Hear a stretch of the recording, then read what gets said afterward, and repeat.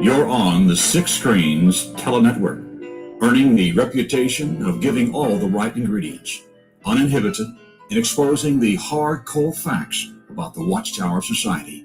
And now, in Disney.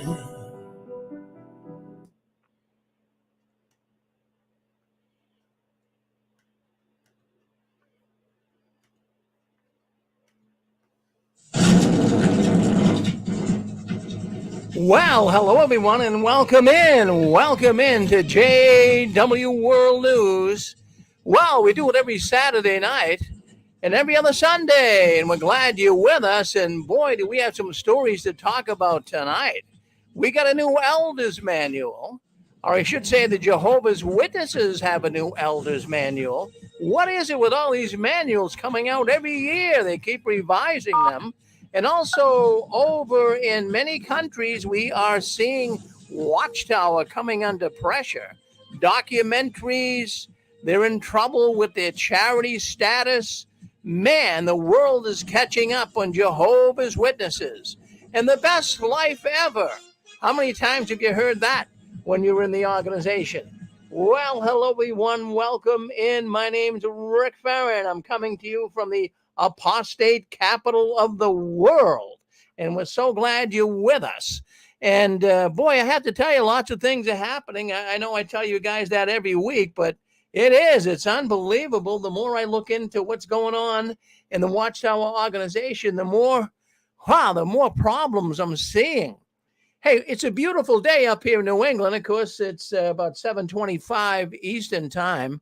And we do at least turn the clocks back tonight. So that'll give everyone a little more sleep in the morning. So that's good. So just remind you to turn those clocks back, I should say. So such a nice day. I was thinking today, it's about 70 degrees, up here in Massachusetts. That's very unusual. Usually it should be probably in the 50s, sometimes even in the 40s. But we get up to 76 degrees. I went out today for a ride to go to the store. I couldn't believe it. It was so nice. But I was thinking, man, isn't it nice to be free? I would have been out in service years ago. I would have been out in service on a day like today, wasting all that morning. And, it's so nice to be free from the Watchtower. I'm sure you guys enjoy your freedom too. It's all the difference in the world, isn't it? So I just wanted to bring that up tonight, and I hope that you enjoyed your morning too and enjoyed your day. I also wanted to say it was 5 years ago this weekend. 5 years ago this weekend. Do you guys remember it was one of the biggest protests ever in the history of the Watchtower? Well, we were up in Warwick, New York. That is the world headquarters of Jehovah's Witnesses. We had 53 people protesting in front of the world headquarters. And what a protest we had. Many people can still remember that. But what an adrenaline rush we all had. We had it on Facebook. It was on YouTube. And boy, I was so glad that I could participate in that. And, I'll tell you what, the Watchtower hated it. They hated that the apostates came up in their neck of the woods, and we had signs, and we were talking about the Australia Royal Commission. We were talking about how they're covering up child abuse. We were talking about the people committing suicides because of shunning. We had beautiful signs, and then we had a really good time all weekend long. So all of those people that participated in the protest, I certainly tip my hat to all of you, and certainly it's something we'll all remember. Well, hello. Once again, Rick Farron here, right outside of Boston, Massachusetts.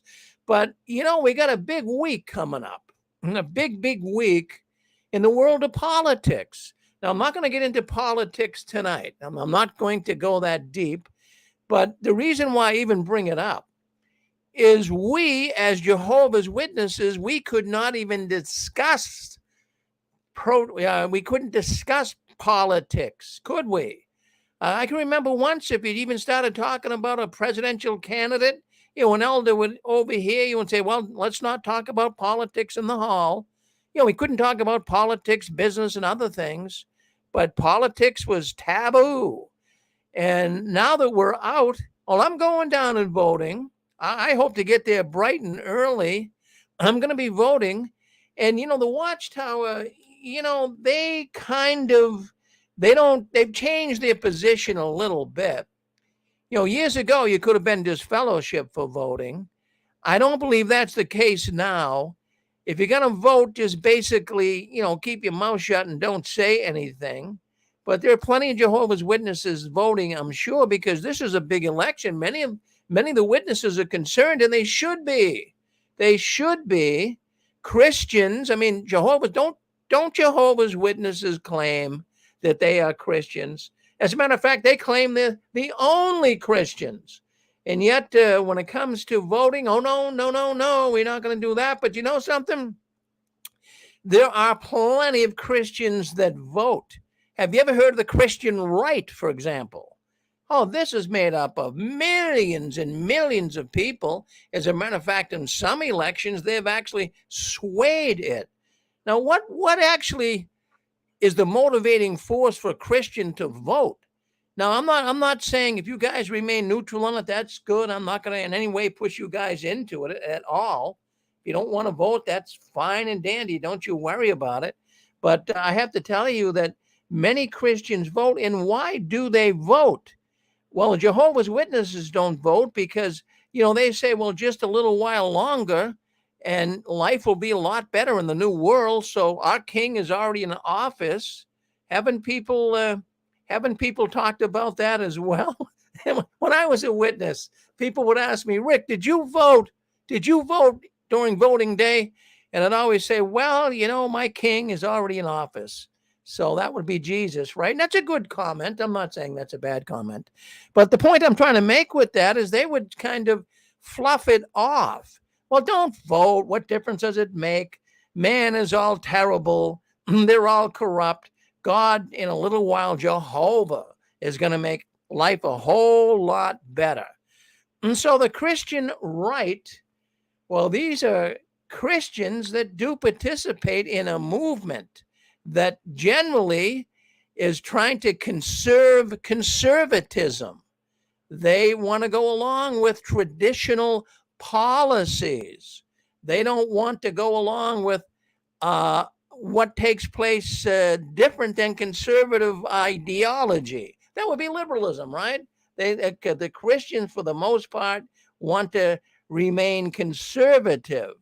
Now, the Christian conservatives, they influence politics, in fact, big time. And what they try to do is they want to be able to get the policies of this country in line with Christian thinking, or at least in line with conservative thinking. Now, just to give you an idea, there's millions of them, as I have said, and they like to advance conservative positions. Well, what would conservative positions be? Well, the Christian right, they're going to go with creationism rather than evolution, right? They're going to push that. They want to make sure that creationism is never really totally removed from public education, even though a good part of it already is. They're going to support school prayer. They're going to, they're going to support. They're not going to support the LBGT rights. I'm not getting into politics. I'm just telling you here tonight what's not going to be supported. They're not going to support abortion or pornogaphy. That's what the Christian right fights for. So euthanasia, they no longer, they don't go, never have gone along with that. Contraceptive, gambling, obscenity, all of that. So that's what it is. But so that's the reason why I even bring it up. The reason why I even bring it up here on the 6 screens, this is not a political show, but the reason why I bring it up on the 6 screens is because the witnesses are Christians. And don't you think that they would also be against these same things that Christian right is for? But oh, no. They're not going to involve themselves with that. I just thought I'd bring that up to you because it is voting day, and I hope you can get out and vote. I do encourage you to do that. But if you feel funny about it, you don't have to. You really don't. But if you do, get down there and vote, and may the better party win. Well, anyways, it's so neat to be able to come on here every Saturday night and talk to you people about all the things that are going on behind the curtains of the Watchtower. Now, what is of interest here tonight is I wanted to bring this up. Well, what is it with the Elders Manual? It seems like every year they're revising it. So now we have here in October, well, a few days ago, right? They now have a new Elders Manual for 2022. So what is that all about? Well, I started, in fact, I've got the copy of it here, PDF file. If anybody listening to this program would like a copy of the new Elders book, why don't you write me? Write me at jwworldnews@gmail.com. I'll send you a copy of it, and you can thumb through it and see what you think. A few things have been changed. I didn't have time to go through the whole book, but I did come up with some things of concern. Really not changed too much, but we'll talk about that. But let me just get into it. Someone's coming on there? Did someone want to say something? You're on with me if you'd like to say something. Go ahead. Oh, I guess not. So what you want to do if you're not going to speak up, don't hit *6. Sorry. Go ahead. Hello? Hey, Rick. Yes. Right now, in fact, is this guy? Yeah. Yeah, Guy, just hold on hold on for a little bit, okay? So I can get through the news here, okay? So I don't want to derail our thinking, okay? So just hold on till I say we can open up the lines, okay? So go ahead and mute yourself. Good, thank you, Guy. All right. So anyways, we'll take questions in a while. I just wanted to try to get through this. A lot going on here. I got to get into the book here and read you some things from it. But of course, it's the Elders Manual. And I wanted to read some things from it. If I can find it here now. Let me just give me a second, see if I can't find it. Okay, yeah. So anyways, it's in chapter 14. This is the 2022 October Elders Manual. There's a brand new one, 2022. Did I say 20 earlier? I'm not sure. But if it's 22, they just came out the last few days ago. But anyways, under chapter 14, that's the chapter. That's the chapter you want to get right to. It deals with a couple things here that I want to talk to you guys about because it's very unsettling. Now, it deals with, under verse 10 of chapter 14, it deals with child pornography and sexting. Now, watch the wording the Watchtower uses here. It says, if the elders become aware of an adult associated with a congregation who has been involved with child pornography, 2 elders should immediately call the legal department. Stop right there for a second. I'm reading this right from the Elders book, but shouldn't they call the police? Shouldn't they call the police? If you find that there's been people in your congregation that have been dealing with child pornography, you got some problems. If a person's viewing child pornography, regular pornography is bad enough, but if a person's viewing child pornography, there's some serious problems going on. Let's get back to the Elders book. So it says, likewise, if the elders become aware of an adult or a minor associated with the congregation who is sexting with a minor, the legal department should be called immediately. All right, so if you have an adult Jehovah's Witness and they are engaged in sexting, do you know what sexting is? Well, you know what texting is, right? Well, sexting is, sending pictures of yourself probably in the nude, and you're sending them to each other. That's what they call sexting. A little perverted, right? Well, anyways, there's people in the Kingdom Hall must be doing it because they brought it up here in the Elders Manual. So it's saying if you see a minor and an adult who is sexting each other, the legal department should be called immediately. I'd say call the police is what I'd say. But the legal department does not need to be informed when the elders receive reports of elders sexting one another. I'm having a hard time with that one. First of all, evidently they're allowing witnesses to to do this sexting with one another. They don't have to get the legal department involved. They don't want to hear about it. So I'm sure a lot of that is just swept under the rug, right? Many elders are probably, sexting to sisters in the congregation. You just heard Under the Radar on Anne Marie's program, what she was talking about, kind of covers that base, right? So we got that taking place. So then it says, when discussing child sexual abuse from a congregation standpoint, we are not considering a situation in which a minor who is a willing participant and who is approaching adulthood is involved in sexual activity with an adult who is a few years older than the minor. All right, stop right there. Let me try to explain what that's saying. This is talking about sexual acts now, not the sexting. We already talked about the sexting. So what we have here, if the organization, the elders, find that there's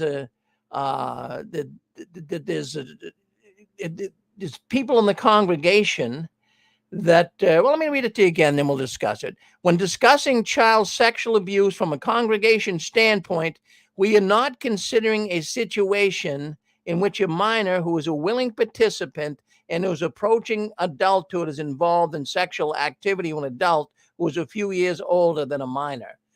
All right, they're talking here about child sex abuse. It's under that heading.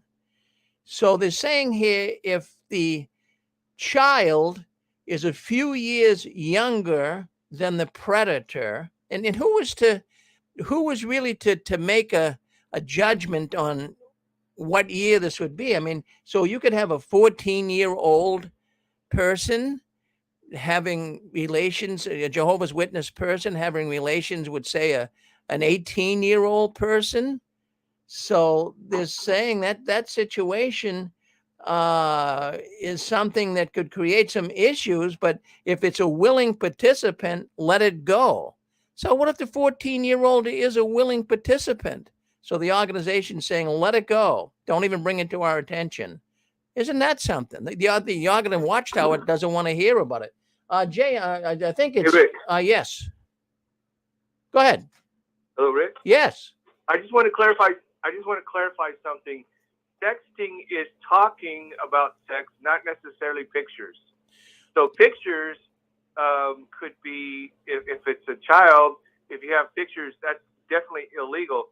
But sexting is actually talking dirty, talking about sex to each other. That's what sexting is. It is all right. Well, I never tried it, so I don't know, Larry, but I guess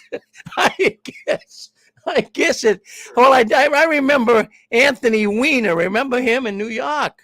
He was a congressman a few years ago, and he was sexting, I guess, talking dirty, but sending pictures of himself and his privates and everything else. And that got him in big time trouble, Yeah. Well, thank you for clarifying that and bringing me up to speed on that, Larry. Thank you. Yeah. Yeah. One thing I want to say real quick about that too is that, if they bend the rules, even the governmental rules, you cannot. It's called statutory rape, or it's called indecent behavior.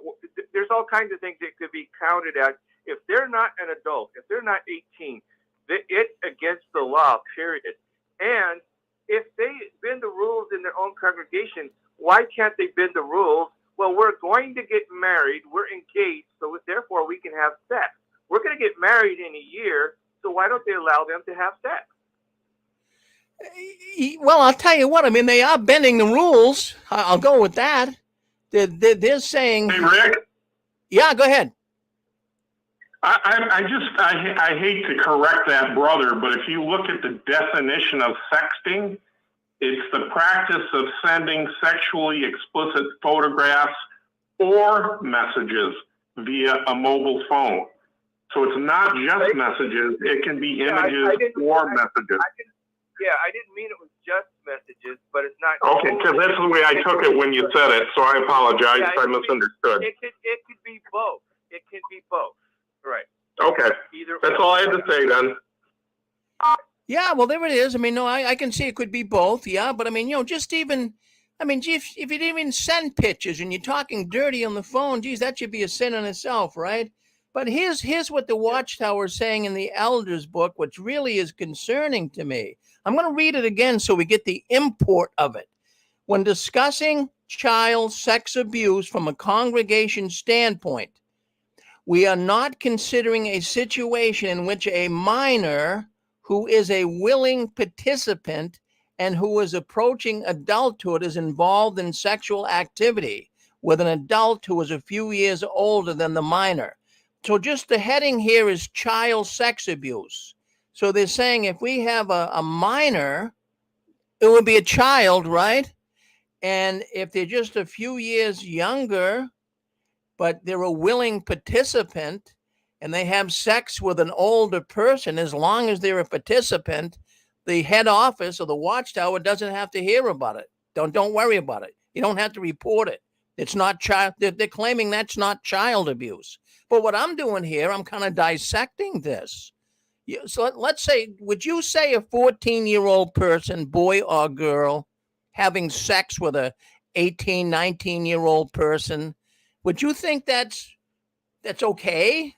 Would you say that's okay because the minor here is participating? They want to have it. So something's wrong with this. Really, they could get in trouble for this. They really, really could. Well, go ahead, Rick. I want to say something.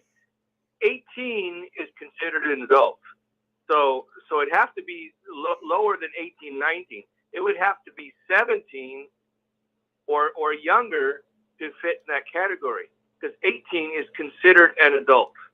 Right. So if we have an 18-year-old Jehovah's Witness, let's go with man, could be a woman, but say we have an 18-year-old Jehovah's Witness man, and he's having relations with a 14-year-old minor, don't you think that should be, even though the minor here, they're saying, well, if the minor is a few years younger and is a willing participant, don't report at the Watchtower. Yeah. Hey, Rick. Yes. Hey, Rick. Yes. I didn't know this, but this is Chewy. I didn't know this. We were talking about 6 months ago out on this dude's patio, and we were kind of talking about this same thing. And he said in some states they have what they call a 2-year rule. That say if and I didn't know it, I didn't investigate it any further. But if someone's like 18 or 19, then the other one's like 17, they don't consider that a statutory rape. But it goes beyond the 2 years. And some states have it. Some states have it and some states don't. But I mean, they're walking on thin ice on that thing when they say don't do that. I mean, that's crazy. Anyway, but there is a 2-year law out there. 2 year, like if the person's 19, if the older one's 19 and the other one's 17. Someone else was going to chime in. I'll let go. That's exactly right. And in some of these commonwealths, the Commonwealth's attorney answers that question exactly that way, because if the one participant is of age, which in most states now is 16 or 17, and the other one is over 18, let's say 22, he would not be going to jail for statutory rape because it's mutual and they're close in age. But that's not the same as somebody 14, 12 or under. Yeah, thank you, Pixie. They're not giving any date, any a year here for a person to be. They're just saying if a minor is a willing participant in having sex with an older person, a few years older. I don't want to give years here rather than just a few. I mean, usually though I think of a few as 3, but you could stretch it a little bit, right? Yeah. How old are you? Well, I'm a few years older than my wife.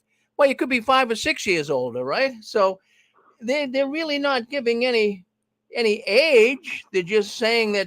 Now, the other thing they say here in the Elders book, if you have 2 minors that are involved in sexual activity, Don't worry about it. I mean, that's another story. I can understand that. I'll go with. I mean, geez, if the organization Watchtower headquarters had to hear about every minor Jehovah's Witness kids having sex with each other, they'd probably be on the phone all day with the elders. So they're referring here to. So here, let me read it right to you, right from the elders book. So it says here, nor generally speaking are we discussing situations in which only minors are involved. Rather, we are referring to an adult guilty of sexually abusing a minor who was a young child. A young child. Well, what would be considered a young child? I think like 8, 9, 10 is young, but I also think of even a 13 or 14-year-old person could be somewhat of a young child, I suppose. They give no years here. So an adult guilty of sexually involvement with a minor who was approaching adulthood was not a willing participant. All right. So just what Pixie was just saying, evidently they're going with some of the laws of the land. So you have a minor who's having sex with someone that's not a minor. They're an adult. They don't have to report it to the organization. All right. We got. Hi, Rick. Yes, go ahead. Well, I'm gonna say that they're opening themselves up to more elders saying, "Well, we got it out of the Shepherd of Flock book. I guess it's bad legal advice," like those two dudes up in Chicago did. Yeah. Well, they keep coming up with these. No, they keep coming up with these every year. They're coming up with a revised elders book. All right, so let me continue on here. I find it kind of fascinating what they're talking about. Now it goes into the next sentence.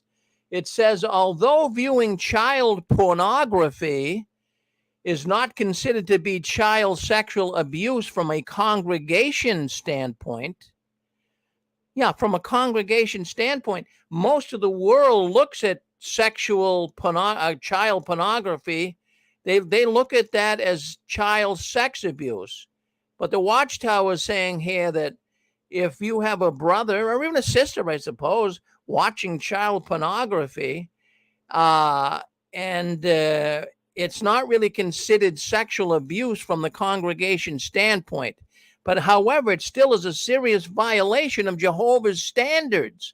A person involved in viewing child pornography should be strongly counseled. How about, turning them into the police, which you're supposed to do? Now, depending on the frequency and the extent of his viewing, he could be subject to congregational judicial action. Could be subject. That's kind of like a get out of jail free card, could be. No, he gets a slap on the hand. He doesn't even get involved with being counseled per se. I mean, he could be strongly counseled if he kept viewing it. But, in some states, you can go to jail. In fact, right here in Massachusetts, I'm pretty sure of that. You view child pornography, that's a felony. And you can actually go to jail for that and be locked up for quite a while. So, this is something you shouldn't be treating lightly, but the Watchtower appears to be treating it lightly. Unbelievable. So child pornography in many states is considered a crime. And, people viewing it on their computer or however they do it, it's a felony. Now, in some states as well, viewing and having child pornography is not just a felony, but it's listed right up there with other crimes as rape and criminal homicide, which also are felonies. So that's not me saying it. That's taken from some of the laws of the land here. It's a serious thing. So I wanted to bring that up. And here we have the Watchtower again. See, they always want the elders to call the legal department. And as Pixie was saying, and even Chewy was saying, some states, evidently, it's not considered statutory rape if the person is old enough and they consented, and even though they had sex with an adult and they were still a minor, some states, I guess, will let it go. So the Watchtower is going to be really monitoring those states. See what I get with this, it's the Watchtower is looking for loopholes. The Watchtower is looking for ways out. The less encumbrance they can have brought on the organization, the better. Never mind the hurt that's coming to the victims of these acts, but the less problems the Watchtower has over this, the better. That's why they have a legal department, a battery of lawyers that listen to every word the elders say. Now, what state are you from, sir? Oh, you're in Kentucky. All right, let me just check the laws here, sir. Well, in Kentucky, I don't know. I haven't checked Kentucky, but I'm just using it as an example. So suppose Kentucky, they look at the laws on statutory rape and what have you. They say, well, how old was the person that had the sex? Well, they were 16, 14, 15, and the person was 19. Well, let it go. I think we'll be able to cover that one up. I mean, that's what's going on here. They're not looking out for the victim. They're looking out to cover their own butt. Any thoughts on that? Go ahead and hit *6. Say hello to us. Is the Watchtower really an ethical organization? So even if things here may be legal, even if the legal department is giving these elders legal advice and it's legal, is it ethical? Is it really advantageous to be able to just skirt the issue and hurt many, many people? I don't know. What do you guys think? I mean, the Watchtower, they take the liberty to do so many things that that normal, conscientious people wouldn't do. And Jehovah's Witnesses are supposed to be the only spiritual channel, the only ones that understand true Christianity, and yet, their own butt is put ahead of truth. So, the Watchtower is constantly brought up in the news. When I go through the news every week here at JW World News, and I try to find the biggest stories every week that are going on behind the curtains, and every single time I get in, the biggest thing that's happening in the Watchtower is all about child abuse. Geez, that's all I read about. And boy, talk about bringing reproach upon Jehovah's name. Boy, I'll tell you what, Jehovah's Witnesses, as I said even last week, they're becoming synonymous with pedophilia. They're becoming synonymous with sexual child abuse. And that's why even the Dutch documentary in the Netherlands, there's a documentary that's now out, and it's all about sexual abuse, once again, among Jehovah's Witnesses. And the documentary is based on a personal account of survivors of sexual child abuse. The documentary's exposure of the delicate situation brings to light the feelings of thousands of Jehovah's Witnesses who have suffered this type of abuse in their lives. So, friends, the world is catching up. The world, I hate to talk about sexual abuse every week we come on here, but I can't avoid it. I cannot avoid it because it's always front and center. Always front and center. And what I wonder, and I even asked this question last week, and maybe we can get some people on here to give us some thoughts about it. But why haven't the governing body, the Christian congregation of Jehovah's Witnesses, why haven't they come clean on sex abuse and changed their harmful policies and procedures? Why haven't they done that? This keeps me awake at night.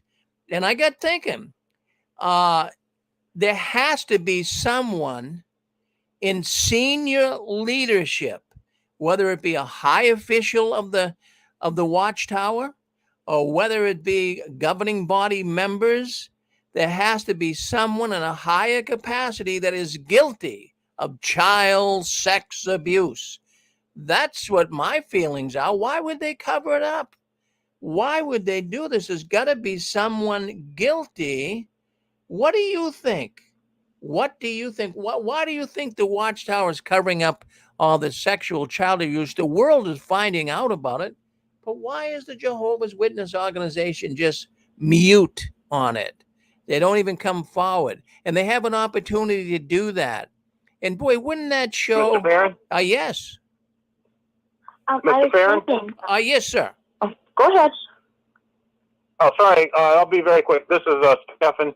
I stay awake at night thinking about the same thing, and it only made sense that someone as high up as possible is also guilty or permissive of the same practice. And we've heard in times past about governing body members accused of these kinds of things. I believe it was Leo Greenlees, and I believe it was Ted Gurewitz. Forgive me if I got the names mixed up. And whichever one it was had a lot of input on the policy about this thing that we're talking about, the CSA. And so the bottom line is the theme, the tone, the character of any organization always comes up from the top. So definitely at the top, there's somebody guilty of this, and this is why they're so permissive. Well, thank you, Stefan. No, thank you. I'm right with you, buddy. You and I are in sync here together, I'll tell you. Thank you very much, Stefan. Don't be a stranger. Come back and see us soon. Okay. I'm here every week. Well, good for you, Stefan. Well, thank you very much. Okay, I think we had, was it Susan? Was that my wife coming in? Go ahead, Susan. Yeah, it was me. I was thinking too, they have a list, they're keeping a record of everyone's name that's guilty of child sexual abuse. And they know who those names are, and they don't like some of the names that are on that list. They know those names, and they might be prominent ones. Circuit servants, district servants, well-known pioneers, missionaries, who knows? But they don't like the names on that list, and they don't want anyone to know them because it will affect maybe even the whole perception of the Watchtower as a whole. Well, very good, Barbara. You're right. You're right. There's a lot of them. In fact, we do have some names. I'm going to give some names here, but I wanted to get the audience thoughts. But, folks, this has been going on for decades. I talked a few years back to my presiding overseer back in the 1960s. That's even prior to the elder arrangement. And I asked him, as the overseer of the congregation where I went here in Wilmington, Massachusetts, if there's always been pedophilia problems. She said, oh, yeah. Back in the 1960s, they were covering it up, too. So this goes way back. This just isn't something that happened in the last 10 years. This goes way, way back, 40, 50, 60 years. It goes way back even to some have called Charles Taze Russell a pedophile. Well, we'll get more into that in a little bit. But, the kids, they're not. Rick. Yes. Yeah, I was going to say it's also about lawsuits. Watchtower is, they're scared, they've been sued a lot and they're trying to cover their ass, so to speak. Cost them a lot of money on lawsuits. Well, Jeff, you're hitting the nail on the head too. That's another reason that the more people that come forward, the more they can cover this up. They're thinking Jeff, they're thinking they're saving money, but they're penny wise and dollar foolish. What did the Catholic Church do when that was broken out in the Boston Globe? That Cardinal Law up here, a Catholic, and was abusing children, and he was covering it up in the diocese up here in Boston. That created major issues for the church, but it was a short time after that they came out and admitted it and were really willing to make a recompense or willing to help the victims, and they acknowledged it. And that I'll tell you what that did for the Catholic Church. Many people said, well, if they acknowledged it, I'm just going to forget about it. I'm not going to bring suit against it. They're acknowledging it and they're saying they're sorry. But for the Watchtower not to do this, for the Watchtower, hold on. The Australian Royal Commission. Yeah. I'm sorry. Yeah, hold on, Jim. Let me speak. So, anyways, for the Watchtower, for the Watchtower to hold back and apologizing and covering them up, there's just going to be more and more lawsuits. So if they came out and apologized, many, many witnesses would say, well, let it go. They apologize. But by not doing it, they're just going to have to end up paying more money, Jeff. Oh, absolutely. With the Australian Royal Commission, the only religious organization that refused to apologize was Watchtower. So that tells you a lot right there. That's what I want to say is, this organization is all about money. And, I remember when I went out in service and, they had such a free reign as far as free labor tax-free, tax-exempt, and magazines, books, everything else. You'd spend your own gas and everything else, and that's on a different subject than we're talking about, but it ties in. So they're just they're a nasty organization. That's all I can say. All right. Yes. Well, that's okay, Jeff. Thank you very much for chiming in with us. Appreciate it. All right. So why can't the organization address the situation, come clean, come out and say, listen, this is what we feel about it. We're trying to do what we can. We apologize. See, they don't want to ever be in a position, and I've noticed this with the Watchtower. They don't ever want to be in a position where they're required to make an admission of guilt. Did you get that? They don't want to be in a position where they're required to make an admission of guilt. Why? Why doesn't the Watchtower ever want to say they're guilty over anything? Well, it's because you know it and I know it. They say that they are directed by God's Holy Spirit, and his appointed mouthpiece is who they are. And coming out forthright and saying you're guilty of these atrocious things, that would create some monumental issues. That would question the very fact that God is with this organization. That would question the fact that Jehovah has left them. So this is the same thing with the blood doctrine. Why can't they come out and say, look, we're going to relax this. It's not even biblical. We know it's not, but we've been playing games. No, they cannot admit the organization was wrong. Friends, there's something very sinister about this whole thing in covering up child sex abuse in the organization. They have a long history of covering up issues. And this is evident. And even elders and congregations are beginning to see it. The Watchtower organization, and we know even high officials, including even governing body members, have been guilty in some form of sexual child abuse. The problem of it is proving itself in courts. Really, we're seeing this all the time. And let's just go back. In fact, I'm just going to, it's decades of abuse. It goes all the way back to Charles Taze Russell. Now, there are people listening to this program, and they're going to say, well, Rick, let's not pick on Charles Taze Russell. For crying out loud, that guy was 100 years ago. Well, I'm going to pick on him. Now, there's going to be some people that might not agree with what I'm going to say, but so be it. It's just the way that I see it. It's just my opinion. I mean, I can't tell you that it's exactly true, but I'm gonna put a picture up for you folks. Just give me a second here. Now this is an artist rendition. Please understand this. This is an artist rendition of Charles Taze Russell at the bedside of a young woman.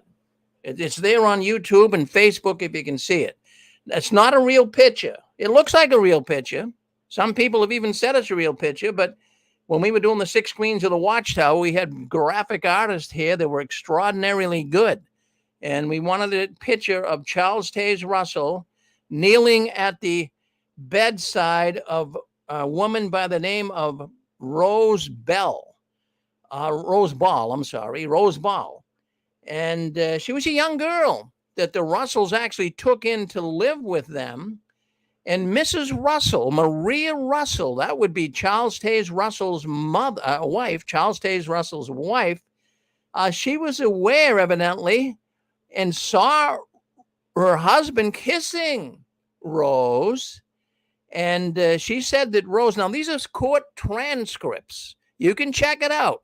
If you want to check out what Maria Russell had to say about her beloved husband, Charles, what you want to do is just put in Maria Russell, punch it into Google, Maria Russell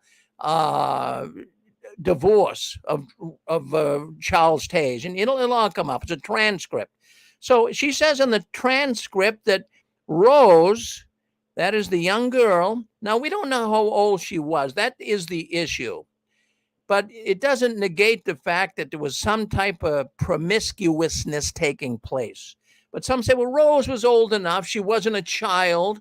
Well, I'm not saying she was a child, but I've heard she was in around 14, maybe 15, maybe older. But I mean, I can't say for sure because it doesn't say.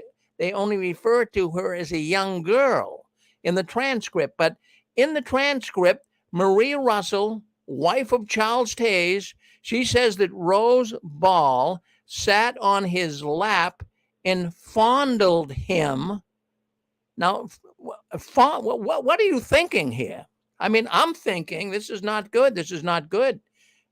So this young girl is sitting on Russell's lap, fondling him. But, then it's kind of covered up. Many people will come forth and say, wait a minute, Rick. The word fondled, that term had a different meaning back then than it does now. I don't know about that. I can only go by definition as I see it. I know if you are fondling someone, it's not a good thing, right? I mean, come on, you guys. I don't have to explain everything to you. But by saying that it meant something different back then, first of all, a young girl should have never been on his lap in the first place. So what business did an older man have in letting a young girl sit on his lap and touch him at all? Jeez. I mean, Santa Claus does it, right? But I can tell you what, Santa Claus, he better be very careful. He better make sure that, there's people watching. So, but, Charles Taze Russell, I guess he didn't realize his wife was watching. But Maria Russell also said that Charles, Christian Charles, the Laodicean messenger, he says that Charles spent hours with their maid behind closed doors. And she warned him that it didn't look good. Well, do you think it looked good? An old man with a young girl and closing the doors when he went in there? So apologists for Charles Taze Russell, and they're out there, believe me, there's plenty of apologists for Charles Taze Russell. These are people that stick up for him. I don't stick up for Charles Taze Russell. But anyways, apologists say that Russell was treating her with some kind of homeopathic treatment. It was for some unknown illness. Do you buy that? Do you really buy that? If that was the case, why would you close and lock the door? It stinks of extramarital affairs to me, doesn't it? This idea of homeopathic treatment. I tell you, I don't buy it at all. Now, okay, so that's Charles Taze Russell. If you want to go back 100 years, well, he could be considered a child sexual abuser. How about the next case here? Theodore Jarrett's. Ted Jarrett's, as he was known. Well, he was known by the organization as the boss. He was a guy, he looked like a heavy in the movie. He looked like, a guy that would smack you in the face if you gave him a dirty look. So the organization was dominated at the time by the boss, Ted Jarrett, for many years. And he was an utter horror in regard to cold-hearted extremism and cover-ups. He was a cover-up artist. And Barbara Anderson, she's going to be coming on having a program right after our program. Barbara Anderson brought this out in a YouTube video, and she pointed out that he may have got caught molesting kids himself, but he was reevaluated and put in another position by Brother Noor. So I'm going to play the clip. Well, let me see if I can't get the clip up. It's just a small little clip, but I want you to hear Barbara talking about this. And let me see if I can't play this right now for us. So just listen in. We'll make sure it's going. Here we go. Lloyd Berry, many years before, he was the overseer of the Japanese branch. And this was in the mid-50s.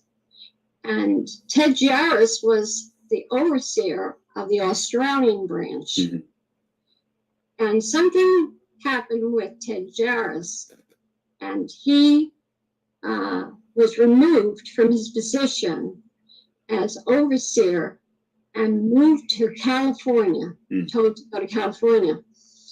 The accusations against him are not out there, but it was Knorr who had Lloyd Berry come from Japan to investigate. So Lloyd knew what it was, recommended his removal. In the years, many years later, I was informed that Ted Jarris was removed for molestation. Okay, now we know, but molestation of who? An adult or a minor? All right, we'll stop it right there. So there you have it. So in other words, there's enough evidence that really seems to support the fact that Ted Jarris was involved in cover-ups, in abuse as well. Now, sexual child abuse, but there also was another woman years ago. She came on the 6 screens named Pat Gaza, and she swore up and down she was a Jehovah's Witness woman that claimed that she was raped by Ted Jarris. So that's what I'm trying to do here is I'm trying to lay the groundwork. This is nothing new. And I'm wondering why, in goodness name's sake, is the Watchtower not coming forth? Because I believe there's someone at the top that is committing atrocious sex crimes, including pedophilia. So we got Jarris, we got Charles Taze Russell, but now we move up to Leo Greenlees. And a brother was calling in here just a little while ago. He brought this up. So we had governing body member Leo Greenlees. He was forced to resign and leave Bethel back in 1984. And he went to Canada, and they covered up some of the sex crimes that he committed while he was there at Bethel. Now I'm gonna play you something here tonight, and I'm gonna have you guys see it on YouTube and Facebook. I had a good friend, he's dead now. His name was Mark Paulo. He had his own program right here on the 6 screens telenetwork. And Mark Paulo, well, his parents were Finnish translators. They spoke Finnish language, and they were Finnish translators for the Watchtower back in the 60s. And Mark went with his parents. They lived in New York. They lived in the Bronx, but they would go to the Watchtower headquarters in Brooklyn, and they would bring Mark with them when he was just a young guy. And he was raped by Leo Greenlees. Now, he claims he was, and I'm going to play a YouTube clip from a television program that I used to host called Eyes on the Watchtower. I got the clip. I want you to hear it. I want you to see it if you're on Facebook and YouTube, so you'll see it. So let me just make sure I do have the clip up, and then we can play it here so that you guys will be able to see it. So this is Mark Paulo. Mark, where are you? No, not that one. Not that one. But we got to go to the next one. Just give me a second here and we'll get it. JW World News, Mark Leo Greenlees, pedophile. Let's see. Why don't we have this one? All right. So it'll be this one right here. Now, you guys listen to this. This is Mark Paulo, and you'll see him if you're on here with us. We're going to share it right now. So listen in. I think you find it very, very fascinating. Perhaps they could bring the children out of the room at this point. Okay. So give him a couple seconds here. So what are you going to talk about, Mark, concerning this very disturbing moment as a young one in the Jehovah's Witness organization? Okay, well, I have to preface everything by telling you that my mother and father both spoke, wrote, and read fluently the Finnish language. Okay, and the Watchtower Society didn't have any Finnish-speaking people in Brooklyn. They had a branch office in Finland, but not in Brooklyn. And there was a lot of correspondence from Finland in the Finnish language. So, extremely sensitive matters within the organization. And I remember my parents sitting there and translating into English, and many times I had to take a trip down to Brooklyn Bethel. I would go with them, and they would be with the service department or the writing department, doing a translation. And sometimes it was vice versa. They would get an answer from the service department, and my parents would have to translate it into Finnish and send it off to this individual. So anyway, while I was down there with him on one occasion, I was out wandering around a little bit, and this man came to me, took me to his room, and he sexually molested me in Bethel. And for years, I didn't know his name. I did not know who he was, but I used to see him get up on the stage and give public talks and everything. And then, I don't know, about 40, 45 years old, and somebody mailed me some photographs with the names. And there was Percy Chapman, Leo Greenlees, and several others. I saw Leo Greenlees' picture, and I said, that's the man. Now I have a name to go with the face. And Percy Chapman was also kicked out of the Watchtower. Nothing was ever done to Leo Greenlees. In fact, he was never disfellowshipped. They just shipped him out to the Midwest somewhere. And it was also on record that he had molested more than just me. But, and this is not making a comment on a lifestyle or anything judgmental. Percy Chapman was considered a homosexual. Realize the witnesses are a very, very fundamental Bible thumping group. Okay, I won't call them Christian because I don't believe they are Christian. So they go by what the Bible says, the condemnation of homosexuality. So if you are, and you're in the Watchtower, you're out. If they find out. Okay, I'm not making a judgment call, but that's the way they are because of the fundamentalism. But that's what occurred to me then on another occasion. One thing the witness parents, even today, have to learn is it's not safe to send your kids with just members of the congregation because they're Jehovah's Witnesses. I was on a picnic in Central Park when a nephew of one of the overseers of the congregation molested me again. Okay, and then I never saw the guy because he was visiting, but twice, and nothing was done. And first of all, I never said anything. I was terrified. I was terrified in silence. Never told my parents. Never went to anybody. Lived with it for 40 years plus. And it created a lot of issues, which we're going to get into later. Well, no doubt about it. And again, for the audience listening to us here today and viewing us, they're saying to themselves out there, if they are active Jehovah's Witnesses, they're saying, I don't believe this. This sounds kind of outlandish. All right, this sounds way out there. We'll stop it right there. We're not really... Yeah, so that's Mark Paulo. I mean, he came on, he told the story. That was a television program that we used to do there in Lowell, Massachusetts. But he's not with us any longer, but he went to his grave knowing that he was indeed molested by, and he knew the man's name, Leo Greenlees. But anyways, you're on JW World News, and we're glad you're with us tonight. We got a lot of things we're talking about, but I'm glad that we could at least bring this up tonight because I still wonder, why is it that Jehovah's Witnesses, at least the governing body and the officials, can't come forth? I mean, everybody knows about it, but they just will not come forth and talk about it. There's got to be someone at the top that's still involved with this practice. Well, I mean, how many times have you heard it? How many times have you heard it that Jehovah's Witnesses are the happiest people on the planet? Doesn't that statement just drive you nuts? Really? Have you heard that before? As one of Jehovah's Witnesses? Jehovah's Witnesses are the happiest people on the planet.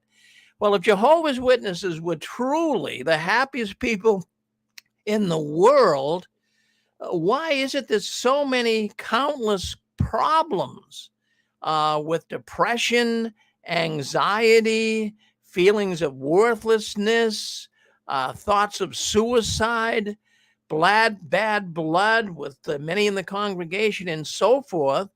If they're the happiest people in the world, why are all of these things going on? Why all the conventions, assembly talks, articles on the website on how to find joy? Why would they be having articles like that if they already have joy? Oh, they're happy. Why does the Watchtower have to keep printing and giving talks about these things? And why does a Watchtower have to give constant reminders to read the Bible, go to meetings, go in service, because that's the only way to find joy? I mean, Why is it all needed? Why is that all needed if Jehovah's Witnesses are already the happiest people on earth? Jeez, I mean, that really used to get to me. But you know something? When you go to the Kingdom Hall and you talk with other Jehovah's Witnesses, sometimes they appear to be happy. In fact, most times they do. But, you know, even myself, I have to say I was a faker. You know, I had 5 children, working my butt off to put food on the table, pay the rent, get them to the meetings. And I'd come running into the meetings, and, you know, after all of the hard day's work and putting the kids in the car and gobbling down your supper and running off to the meetings, that wasn't too happy for me. But, you know, you walk into the Kingdom Hall. Hi, Brother Farron. How you doing today, Brother Farron? I'm doing excellent. I'm doing excellent. That was my standard answer. I wasn't doing excellent. I wasn't. I mean, really, I had the weight of the world on me, but I didn't want to say that to any of the witnesses. My goodness. In fact, you're not supposed to be having trouble as a Jehovah's Witness. You're supposed to appear and look happy. And they will tell you that you're happy. And they keep saying that and pounding it into you. But Jehovah's Witnesses are some of the most miserable persons on the planet. But see, if you're unhappy, well, who do they blame that on? They blame it on Satan, the devil. And they blame it on this wicked world. But, you know, never would they say that they're putting so much pressure on you, making you unhappy. So all happiness in the Jehovah's Witness organization, friends, it's faked. It's fake happiness. You could be sad. You could be depressed. And, you know, you go to an elder, and what's he going to tell you to do? Well, get out and service more. Get out and service more. Get out and talk to more people about the truth. I mean, no wonder why people have mental issues in this organization.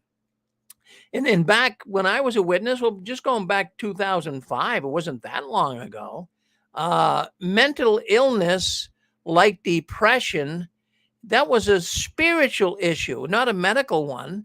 If you had mental illness and you were suffering from depression, or bipolar, or any mental condition, that the witnesses would look at it as a spiritual issue. You know, you're not doing enough for Jehovah. You know, let's get rolling here, and you'll be a happy person. Get out and do more for him. So, but here's what I was thinking. How can a person really be happy if you have an unbelieving spouse, and you know that spouse who you love is going to be murdered by God at Armageddon? How can you be happy knowing that? Geez, I love my wife, I love my husband, but, you know, they're not Jehovah's Witnesses, and God's going to kill them at Armageddon. Can you be happy thinking about that? Or even how about your children that didn't want to be part of the cult? And as they got older, Mom, Dad, I don't want to be one of Jehovah's Witnesses. And so they left. So you're happy now believing that God's going to murder your kids at Armageddon? Come on. I mean, and the same can go on and on with unbelieving grandparents and family members. How, in goodness' name's sake, are you supposed to be a happy person with that on your mind? So I'll tell you what, it's just something that, you know, we do talk about from time to time here on the 6 screens. And depression and anxiety issues, they really are front and center in the witness organization. Many, many witnesses suffer from anxiety issues. And, you know, I just couldn't believe it. I just couldn't believe the fact that they would think that you'd be so happy, you know, not going to school, not having a good job, don't get a good career, you know, pioneer, work part-time, having a hard time paying your rent, paying your car payment, paying your insurance. How would they expect you to be happy? I mean, really, when you stop and think about it, you're really not happy till you leave this organization. And that's when you really become real happy. Well, what do you think?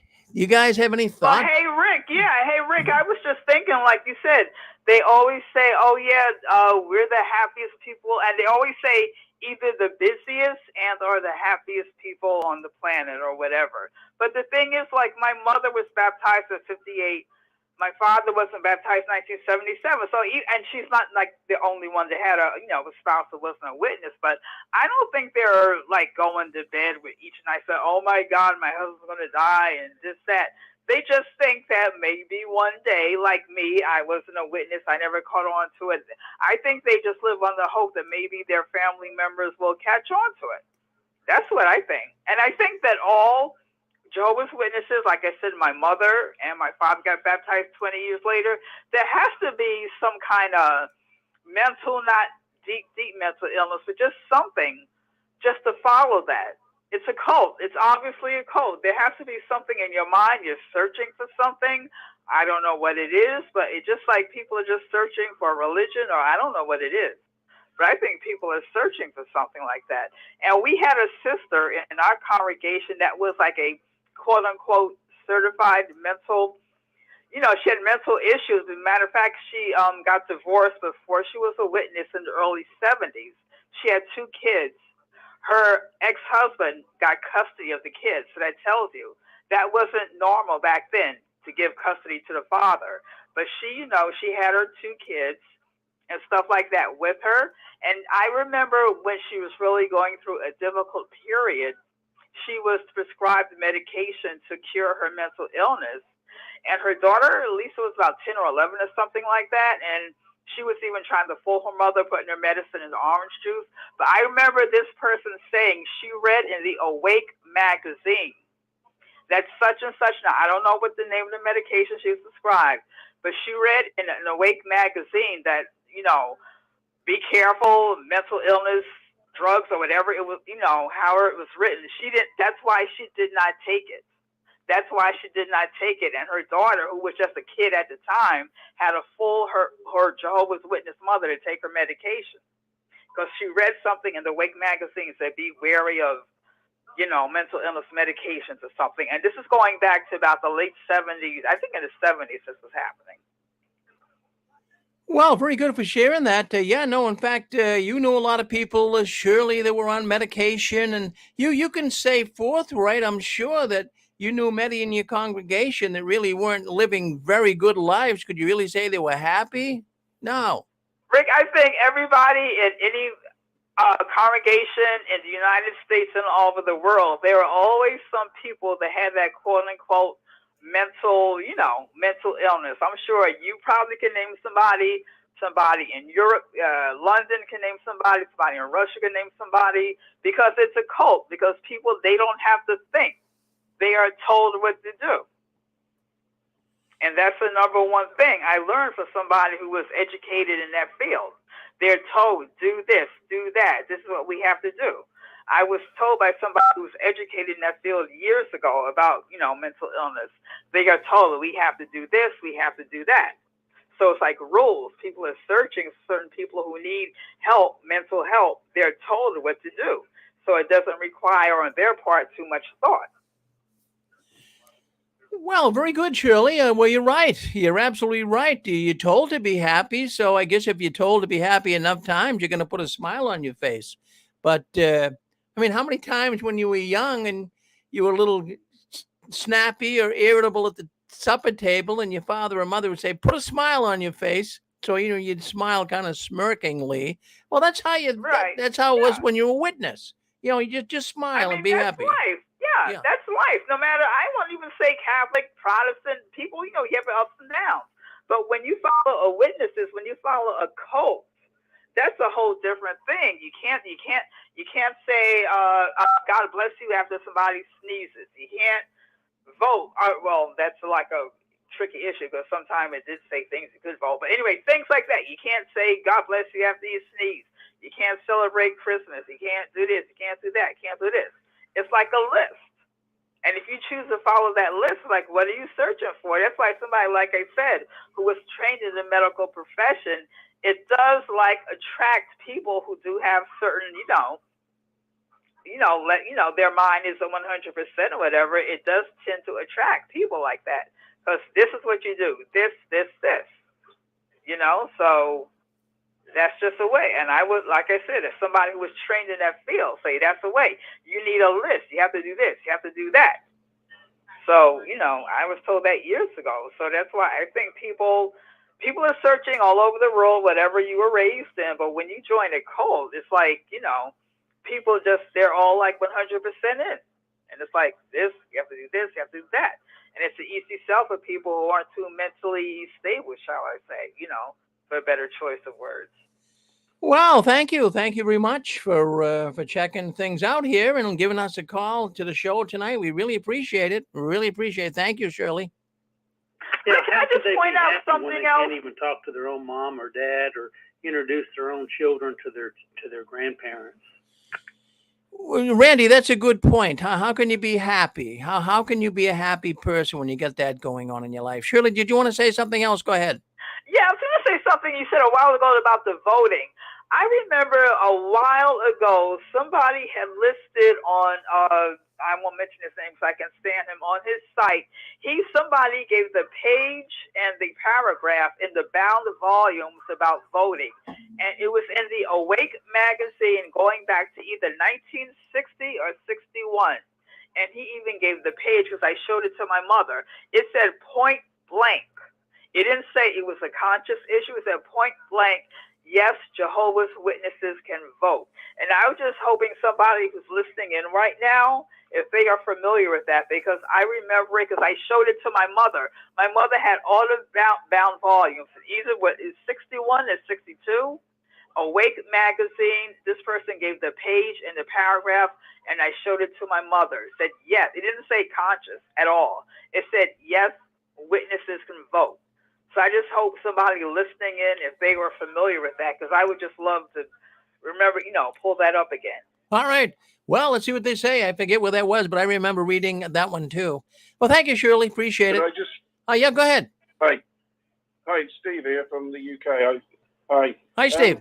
I just wanted to say, I wanted to talk about the happiness thing and that. But before I do that, I just want to comment about what the last lady said about that awake. I don't remember the awake. But I'm thinking that, see, this is where they're very good with words, because I can imagine what was said in that awake wasn't that they can vote. They probably said they are free to vote. That's more likely what was said. I don't know, I could be wrong, but they're very clever with words, and every single word matters. So I can imagine that. But anyway, going back to this joy thing, I think it's because when you're a witness, you're told you're happy. And if you remember, there was always phrases, wasn't there? I mean, when I remember being a pioneer, talking about the pioneer smile. Don't forget to wear the pioneer smile. And then other times, God's happy people. That was another phrase. And then nowadays, you've got the best life ever. So if somebody's told regularly something enough, if somebody's told they're a terrible person, they've got nothing to add to society. If people are told that day in, day out for years, they will believe that. So as a witness, we're told we're happy people. We're told we're happy. God's a happy person. We're his happy people. We go around. Isn't it lovely, brothers, to see a happy people around you at the conventions, all these happy faces? So, it's something that we're told we are. And eventually we just believe it. Well, that's a good point, Steve. Yeah, that's exactly right. I mean, if you tell people enough times, they do believe it. And but there was many, many miserable people in the organization. I'm not picking on people individually here, but I knew many, many people that really weren't happy. It was all a facade. That's all. Thank you, Steve. Coming all the way in from the United Kingdom. Thank you very much. Well, I mean, what do you guys think? Were you happy? Were you a happy Jehovah's Witness? I mean, tell me, really. Did you really find happiness, or did you find more happiness when you left? Has your life changed since you got out? Geez, I know mine has. It was miserable, but I did it. I sucked it up. Like even today, like I was saying at the outset of the program, it's such a beautiful day up here in Boston. And I'm driving around this morning. I went to the store and I'm saying, man, how nice this is. But I would have been out in service on a beautiful day, wasting all that time, 3-4 hours out in service, a whole morning wasted, when you could be doing things and getting out and enjoying life. But you can't enjoy life as one of Jehovah's Witnesses. How could you?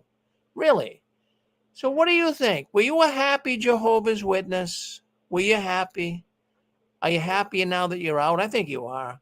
I mean, I'm not going to put words in your mouth, but I believe you were. Hey, but go ahead. You're on with us. Yeah, Rick, you were miserable and scared. Yeah, I like that statement you made. Miserable and scared. You know, and another thing too, Jeff, is we when we were in the organization, we thought that when we went out in service that we were making God happy. We thought that God would be proud of us. He'd give us a winky. Yeah. He'd give us a winky button. He'd give us a gold star. That's how we used to look at it. But, you know, you can't do enough for Jehovah. So that sometimes could kind of give you a little satisfaction. You say, well, I got something done today. But it really was miserable life. Geez, you couldn't do things you wanted to do. You couldn't go to an X-rated, I didn't want to go to an X-rated movie, but an R-rated movie. You couldn't go to an R-rated movie, even though you wanted to see it. Well, don't do that. You know, geez, if they catch you coming out of the movie theater, they'll probably bring you in for a judicial committee hearing. You couldn't fraternize with your friends at work. They'd invite you out. Hey, come over my house, Rick. Bring your wife over. We'll have some. No, I can't do that. Geez, you can't celebrate holidays. You can't do anything. Nothing. How? And I like what Randy just said a little while ago. Geez, you're shunning people left and right. People are leaving the organization and you're hating them. How can you be happy when there's hate in your blood? Really, you can't. You're on with us. Go ahead. You know, Rick, what I remember is like with the cult members, it's like a cult is a cult. So like with this Trump thing, remember they had that rally about a year, has it been a year? And they had the audacity to say that JFK Jr. was going to show up, and people actually turned out and believed, said on the air, they were interviewed and said, yes, I believe he will be here. Now, we all know he was killed in that plane or helicopter, crash. But how can you, your mind, how do you go there to lie to people? Because I refuse to believe that the people that showed up at that site believe that JFK Jr. was still alive, like witnesses say we're the happiest people on earth, It has to be this. It's a cult. It's cult-like behavior. Well, it is. And really, I'm not proud that I was in a cult, but in a way, I got to really understand it. Shirley, and you did too. And, there's so many people that you have come in contact with since you got out, and they'd say to you, Shirley, geez, you're a sharp enough girl. How'd you ever get involved in a cult? They have no idea, do they, Shirley? But you know what, Rick? I was born in. So I really had no choice. I mean, until I got older to realize what it was, but I was born into this. But I realized, even as a child, as a teen, I realized how I was being treated because, like I said, my father did not get baptized. My mother got baptized at 58 at that big international assembly. My father didn't get baptized at 77. And I know most of my peers, for some reason, did not want to be bothered with me, and I know why, because I did not hang out with them. I didn't do what they did. As my mother usually took their side, so I know it was a cult. You have to do this, you have to do that. That's why all cult-like behavior, like obviously, I'm not a college-age person, but like the sorority, fraternity, that's cult-like behavior too, So anything like that just turns me off automatically from childhood to teenage years to things. I just realized that any kind of cult, like be it witnesses or anything out, like I said, sororities, fraternities, anything like that, is crazy. And like I said, JFK Jr. as well as Sr. is dead, but they said people turned out at that rally and people were interviewed. I watched it on that guy. I can't think of his name right now, but they were interviewed and say, yes, I believe he would turn off. What kind of nonsense is that? the man is dead. And they said, yes, I believe he will still be here. That's crazy. I don't believe they believe that, but they were such cult-like in their mind. I refuse, it's just crazy. Well, it is crazy, Shirley. It is crazy, but you know what? I think of? I often think of, a lot of these immigrant people that are coming here. And, they're coming here because America is giving them freedom. America is doing things for them that their own country never did for them. I don't like the idea of sneaking in. I don't mind them coming in. I don't mind them coming in illegally. But, when immigrants come here, they love America. They get freedom. And it's the same way that I kind of look at leaving the Watchtower. When we were like in a foreign country that was really suppressing us. Geez, we couldn't flap our wings. We couldn't do anything. But then all of a sudden when we leave, it's like we got a brand new life ahead of us. Just like some of these immigrants, it's like, whoa, night and day. And that's what I'm finding, having some freedom. It's like, this is something that you never felt before in your life. And life is so much better. You walk around with a better frame of mind. You can be involved in things. I'm going to go down and vote, like I said at the outset of the program. I'm not encouraging everyone. I mean, if you want to vote, you can. If not, don't worry about it. But I want to vote. I want to do that. I want to do that. I feel there's certain people I'd like to vote for, and I'm going to do it. And I encourage you guys to do it as well. But we could never do anything like that. Nothing. We couldn't do nothing. Nothing. It was right, exactly. Because the saying goes, you can't observe that you were in a cult until you quit, until you step away. Because it's just like the alcoholic, like the town drunk for like 10 to 20 years, and then he cleans up himself when he's upstanding, person in the community. Yeah. And you look back, you say, "Wow, was that me?" It's the same thing. Well, hang in here with us, Shirley. We got some more people. Hang in, though. I want you to stay with us. Go ahead. We've got people. Yes, go ahead. Oh, this is Ellen from California again. Hello, Ellen. Hi. The worst part about being a witness is everybody there leads a double life. As you said, you go to the Kingdom Hall and they'd say, "How are you?" And you'd say, "Fine," but you were not fine. And you can't tell anybody anything. And as you said, it's like a communist country, because if you say something out of line, somebody snitches on you. It is terrible, and it ruins the family life. Well, you said that one right. Right. In fact, we've had people calling in. How can you really be happy when you have family members that are going to die at Armageddon? That's not a good feeling. Or your grandmother's not, tolerable. This woman says, and it's true, I remember, they told people not to take their medications because they could be dangerous. And my mother, who had mental issues, quit cold turkey and made our lives hell. They told people, "Don't go on vacation." And she quit going on vacation with us. She didn't go to my graduation because they had a flag there. It was awful. They just sucked the life out of you with all the ridiculous rules. Oh, well, and you're really explaining it good. I like what you said. They suck the life right out of you. Right. They suck it right out of you. Good comment. Well, thank you, Ellen. Thank you very much. Oh, thanks for letting me talk. Oh, I love it. All right, who's next? Go ahead. You're on with us. Go ahead. We got a number on here. Rick, this is Michael. Hello, Michael. This is Michael. Yes, Michael. How you doing, Rick? I'm cranking away at it. I hate to be the. I can see. Hey, I can honestly say I was pretty happy in the organization. We had a great congregation. We had great people. We played ball together. We did all kinds of things together. We traveled, went to assemblies together. Well, Michael, you're throwing a damp towel on our conversation.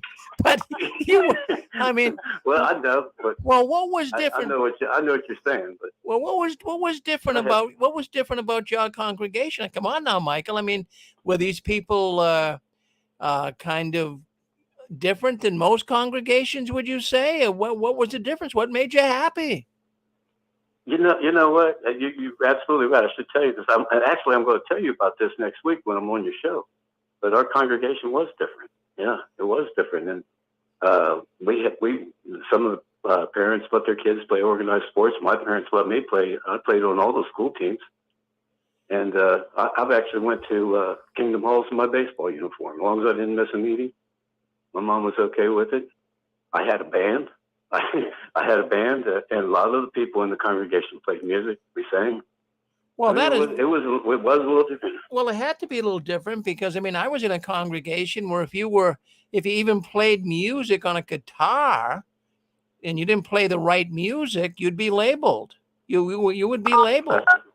You must have been in a very liberal congregation, I'll tell you. Well, we were surrounded, and I'll tell you about this next week. I grew up in a neighborhood where we had some of the top athletes in the world, not just in the neighborhood. We've had top athletes in the world in our neighborhood, and it kind of blended over into the neighborhood. Everybody played. We had the best organized sports people in town, best coaches, some of the best coaches. I mean, and it just kind of blended into the congregation. Our own congregation actually set up track meets. And on Thanksgiving Day, we played what we called the Turkey Bowl. We went to my high school football field, and congregations from all over played. We played football all day long. Wow. So, I mean, it was a little different. Well, I have heard of congregations like that were different than the mainstream. So you were fortunate to be in a congregation like that, and I could see that could be somewhat bring happiness to you. But most people listening into this call tonight, Michael, that wasn't the case. It wasn't the case. That's true. My father had a saying, and that always stuck with me. He said, "Michael, you're only as happy as your saddest kid." And that's always stuck with me, and I think that's the truth. I mean, well, you sound like a pretty positive guy, but let me ask you this. I mean, if you were really happy when you were one of Jehovah's Witnesses, are you happy now, Mike? Are you happy now that you left? Oh yeah. You'll hear about that too. So, I can't wait to get on your show to tell you. Yeah. Well, we're going to hear about that, Michael. Well, listen, Michael. I mean, I really appreciate you coming in and give us a different perspective. But there's someone here, I'm sure, that is saying, "Well, my congregation was good." I mean, I'm not going to say I never had any fun. I used to kind of like it. They had get-togethers, and the brothers and sisters would do things. And, so I'm not going to say it was all unhappiness, but what I will say. But I mean, I'm not going to say I never had any fun. Well, okay, I used to kind of like. All right. Hello. Yeah, we're getting an echo here right now. Sir, go ahead. You're going to have to. The brother coming on. You have YouTube in the background. Hello. You want me to mute it? Okay, sorry about that. Yeah. Yeah, go ahead, mute the YouTube. Yeah, there you go. Okay. Yeah, you can't have that on the background because what it does is it echoes. Go ahead. Yep. Oh, I'm sorry. Can I say something? Of course. Okay. I grew up as a Jehovah's Witness in the Los Angeles area. And I remember when I was growing up, there was so much mental abuse as a Jehovah's Witness with the elders, and everything that you've been saying is so true. And especially if you really focus on the Los Angeles area in California, oh my God, it's so many issues. And there's a lot of issues there, and I'm supporting you 100% because I understand the abuse. I was abused as a Jehovah's Witness, my whole entire family. And it was just, it was horrible. I remember I was disfellowship, and I protested the disfellowship. One brother was just so adamant about me being disfellowship to where he was just going off about it. So I support your situation. I could go on and on about situations that has happened to me when I was growing up. I'm no longer a witness at all. I don't even want to support it because when I used to work for the federal government as a revenue agent for the IRS, I'll pull their microfilm. And in their microfilm, it showed that they were a that they were a 501c3. And number one, I found out that when they fill out those time slips, you have to fill out your time. Yeah. They're sending in those time slips into Washington D.C. To the exempt organization division of the Internal Revenue Service. It's fraud. That's what it is. It's fraud. The whole entire organization is fraud. Oh, and one more thing I need to share before I go. Let me share this. Oh yeah. My mother's insurance, when she passed away, because she was a regular pioneer, the witnesses took $90,000 from her insurance claim, her retirement, $90,000. And we need to let people know out there what the witnesses are doing when people are passing away. They're taking their insurance coverages and their claims. So I want to put that out there. We need to put that out there and let everybody know that. Well, what name can I give you? What's your name, brother? You can use a fictitious name if you want. What's your name? Sherlock Jones. Sherlock Jones. Okay, Sherlock. Well, let me just say this to you, Sherlock. So let's just go back. I just want to backtrack here. You were saying that for IRS purposes, they were reporting the amount of time that witnesses were putting in service. Did I get that right? Yes. And they report that to the government so they can get their exemption status through their 501c3. So they're using that as a reason to be able to get tax status and not have to pay taxes. Exactly. There you go. All right. So that's one question I had. Now your mother, this insurance thing got me thinking as well.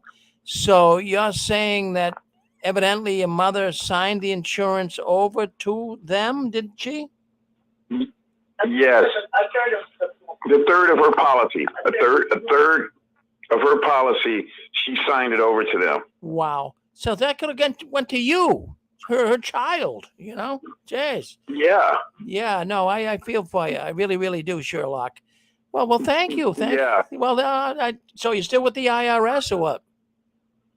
Well, I'm retired with the IRS. I just do I help folks with accounting and other stuff, but I've been a witness all my life. I grew up as a witness. My mother was a regular pioneer, my entire family. But when I saw the fraud and the deception of it, I said, like when you were saying how much happier you are, I'm much happier. And I am so glad I'm not a part of it, because they try to make you feel like because you're not an elder, you're supposed to feel beneath me. And who has time for that? It's just a bunch of lies. You got it right, Sherlock. In fact, I tell you, I'm glad Satan kicked me out of his organization. I'm a free man now. Yeah. Thank you. I am so glad. I got another person I want to say something. You don't want to say anything? Okay. All right. No, they don't. Okay. Oh, okay. Well, that's good. But I mean, that's good. They probably ex-witnesses too, but that's okay. But when they get the coverage, they can do it. It takes a little time. But I thank you for coming on. Have you been on here before? Okay. I think I heard you before. Have you been on before? No, this is my very first time. My kid's mother encouraged me to get on, and I'm glad I was able to say that to you. But what we need to do is create, like what you're doing. Let's create an organization full of other ex-witnesses like you're doing, and for everybody to come out. And we need to file complaints. That's something I want to do. I want to file complaints against all the brothers and the elders and report the abuse on what they're doing. So I'm in that with you. If you need help with that, let me know. And if you want my personal number to call me, if you don't want me to give it on this line right now, I can just send you your email. Yeah, you send it to me at jwworldnews@gmail.com. jwworldnews@gmail.com. Send that off to me, Sherlock, and we'll get you on here. I want to talk more about you, because we had another IRS man too on here that once was involved with the witnesses. So yeah, I'd like to talk to you. Get some things I want to talk to you about. Yep. Maybe you can help me. Okay, you got it. Yeah, maybe you can help me file my taxes this year. Yeah, I'll help you. I'll put you in contact with the right people. I got a guy. that I can refer you to. He was a former CID agent, and he's really good. All He right. has a blog. I'll connect you with him. Well, okay. Well, thank you. Thank you very much, Sherlock. All right. Well, that's Sherlock. Well, look, friends, we got people listening in from all over the place, and we're glad that Sherlock called in. What would you like to say? We've got some more people who want to speak up right now. So Hey, go Rick. ahead. Yeah, go ahead, Jeff. Yeah, several callers ago, not Sherlock. I loved his comments. Anyway, the Kingdom Hall I went to, you couldn't participate in any sports in the surrounding Kingdom Halls. I mean, that was forbidden. That's all I got to say there, folks. But yeah, you couldn't get into any sports, whether you're in high school or out or what have you. I was into bodybuilding, and I totally gave it up when I started studying and going to meetings because they told me I couldn't do that. So that's my statement there. Were you baptized? No, sir, I wasn't. They were really pushing me into it. And I was going out in service, meetings, Bible studies, what have you. And no, I did not get baptized. I did it for about 4 years. I thought my whole family had died at Armageddon, so I was told that.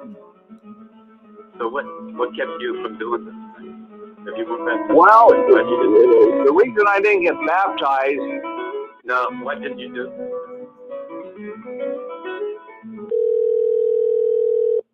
Oh, hold on. We got some issues going on here on our phone line. So let me just do that. All right. Listen, folks, someone had their phone line open. So anyways, we have to block those out because it can be kind of annoying here. But we had a lot of people who want to come in. You're in the green zone. If you'd like to speak up, now's the time to do it. So go ahead. Say hello to us. Hello? Yes, go Hello? ahead. Go ahead. Yep. You're on, sir. Go ahead. Hi. Can you hear me? Yes, I can. Yep. Hi. Hi. Yeah, I'm calling from the UK for the first time. Well, thank you.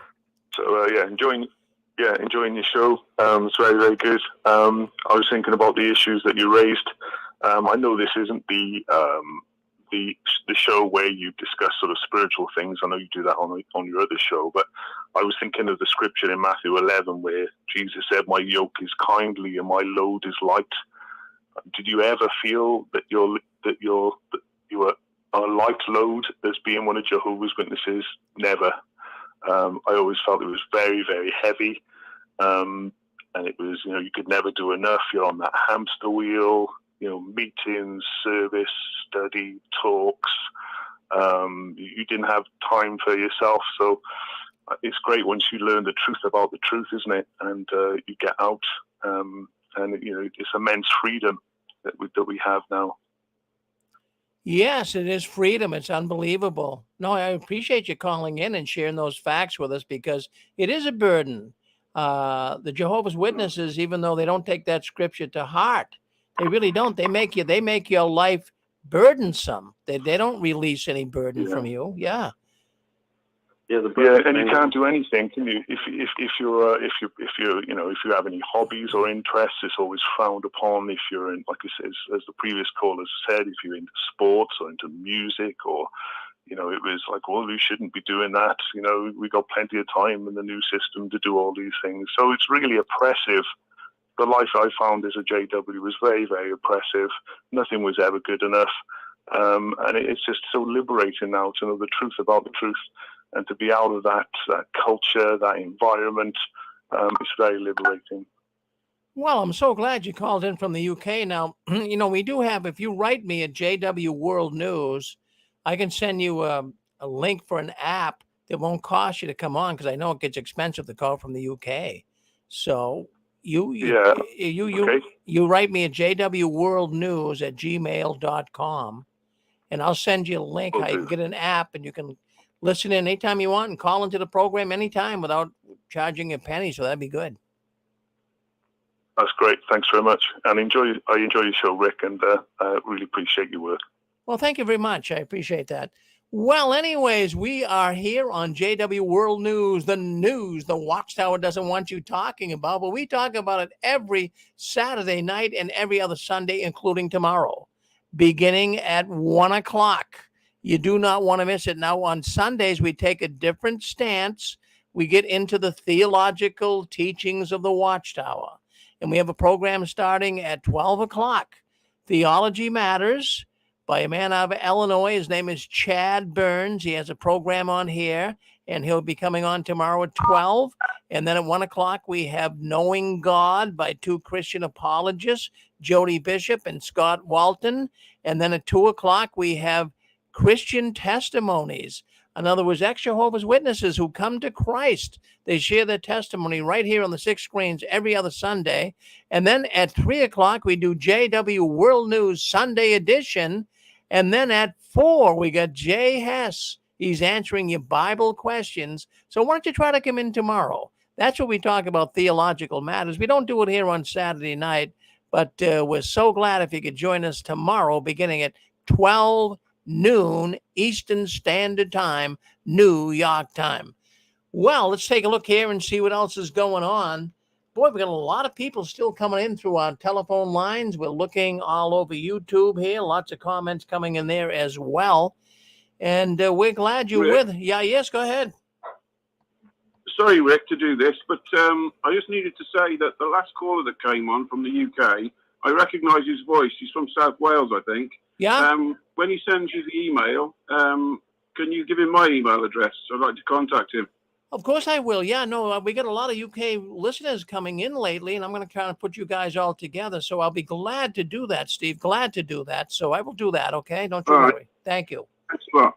Well, there you go. My goodness, we have a lot of UK listeners, and I thank you very much for listening in. We get callers coming in from all over the world, including even Australia and everywhere. Now, I just want to mention one thing, too. We have got a great program coming up next. You don't want to miss it. Coming up in about, let me see, what time is it now? Coming up in about 25 minutes, we have a program called Barbara Anderson, Watchtower Researcher Tells All. Barbara Anderson's coming on. She's going to spill the beans on the Watchtower. She's going to tell you some things tonight you never heard before. She's going to talk about how she became one of Jehovah's Witnesses, how it was she was invited to Bethel. You don't want to miss this. And she's going to share with you tonight something I know you've never heard before. It's going to rock your boat.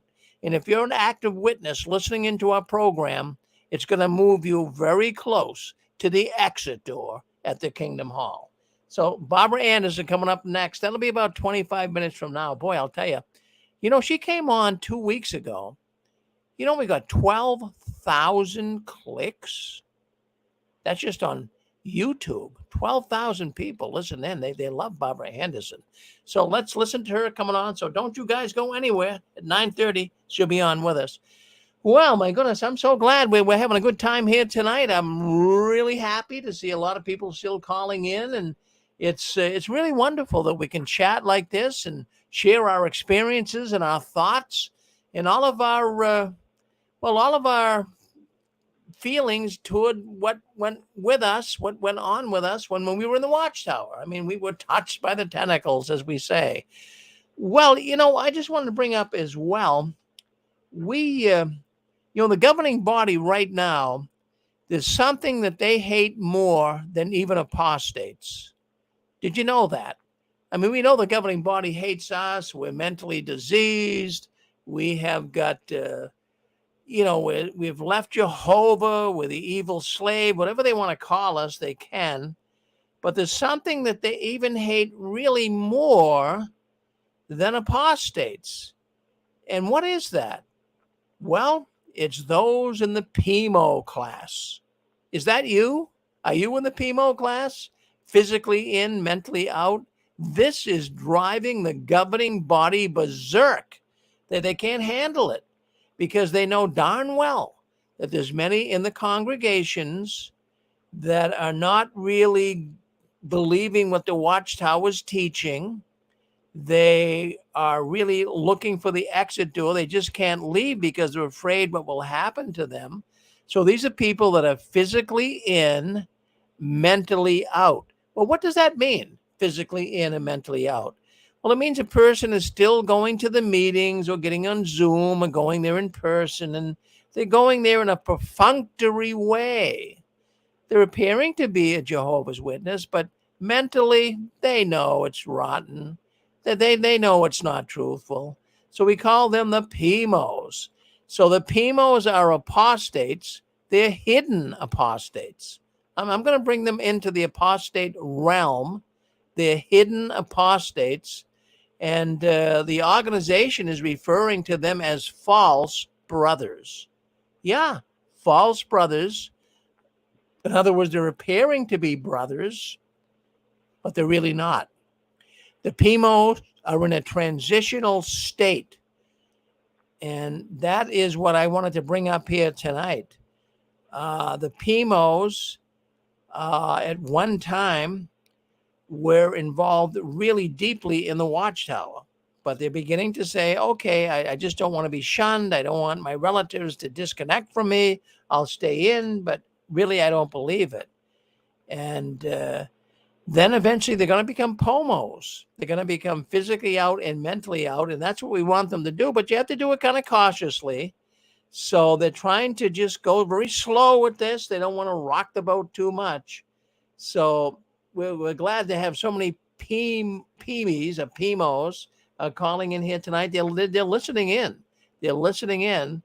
And those that are still in, we call them PIMEs. These are acronyms, physically in, mentally in. But the governing body, the governing body has absolutely no control over PIMO. They really, really don't. And they don't know who they are. As a matter of fact, what I'm finding online is some of the PIMOs are trying to create little hand signals or some way connect with others in the congregation that, they don't believe this anymore, but they got to go very cautiously about it. And they're so glad that they're finding the exit door, but they can't leave quite yet because they know the repercussions that will come to them. So what do you guys think? Are you a PIMO out there? If you're listening into the program tonight, we'd love to hear from you. Are you a PIMO? You see, a PIMO can actually literally hide in plain sight. And the governing body hates that. And they know darn well there's millions. I don't know how many million, but I'd say at least probably right now 3 or 4 million, maybe not 4, but I go 2.5 million, 2 million. I'd say there's at least 2 million PIMOs. People that are not believing what the Watchtower is teaching. So are you waking up? Are you a PIMO? Let us know. Let us know if you are. Would love to hear from you. I know you still have to be kind of careful, but why don't you speak up and let us know if you're a PIMO? Are you a PIMO listening into the program? Or are you an active Jehovah's Witness? We have the voice changer. If you're an active Jehovah's Witness, and you don't want anyone to recognize your voice, well, we'll put you on the voice changer, and no one will recognize your voice, and you can come in and talk. So who would like to speak up? Can we get a PIMO in here tonight? Can we get a PIMO? I know many of you are physically in, mentally out. If you are, why don't you speak up with us right now? You're on JW World News. Well, I see that, it's nerve-wracking to do that. You don't want to really be seen calling into the 6 screens. I mean, that could get you in trouble. So I can understand why people won't call in. But that's the biggest thing right now with the governing body. They don't like PIMOs. They know they're out there, but they're really in a worse shape than the apostates. Well, we can talk about anything you want to talk about, so let's do that. Let's open the lines. Have you heard anything on here tonight that struck your interest? Is there anything that you'd like to speak up and talk to us about? Go ahead and hit *6. Yeah, go ahead. Hi. Yeah, this is Thomas. What? Hold on, Tom. Hold on, Thomas. We have a sister on here first. Go ahead, sister. Hi. I was PIMO. I'm not PIMO anymore. Just woke up about 5 months ago, but we were PIMO maybe 3 weeks, and then I couldn't handle it. And me, my husband, and my son decided to just leave everything. Even if we knew that our family would abandon us. Our daughter was our first one that we tried to talk to her and tell her what we found out.